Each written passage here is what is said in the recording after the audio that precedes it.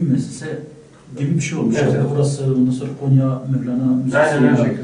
Bunlar bayağı böyle para basam da deponik mi? Yani. Verecek kadar o dinamik gerek mimari eser gerek sosyal eserleri korumalı. Bu siyasiler baştaki insanlarımız bizimle farklı düşünebilir.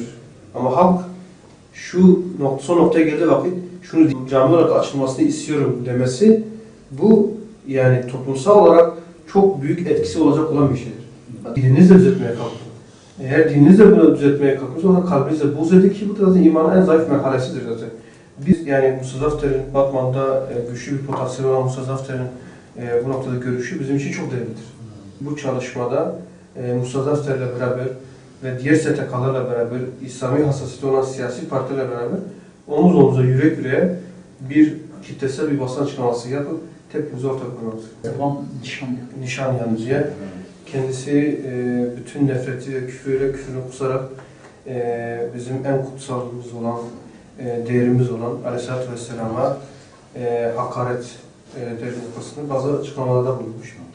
Bizler müminler olarak, Müslümanlar olarak buna sahip çıkmamız gerektiğini, en değerli varlığımız olan Aleyhisselatü Vesselam'a karşı ona ki biz sahabenin deyişiyle ayağına bir diken bile batsa diyor ki anam olsan feda olsan yalan Resulü, biz buna izin vermeyiz yani.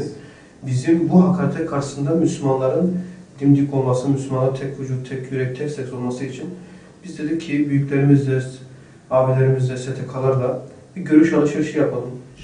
Batman'da bununla ilgili biz ne yapabiliriz, ne edebiliriz, tek ses nasıl olabiliriz ve tepkimizi nasıl koyabiliriz? Madem ki hepimiz ortak bir şeyde düşünüyoruz, ortak bir şeyde duruyoruz, paydamız birdir. O zaman bunun gereği nasıl yapabiliriz diye STK'larla turumuz vardır, görüşme turumuz. Bunun ilk ayağını da sizlerle.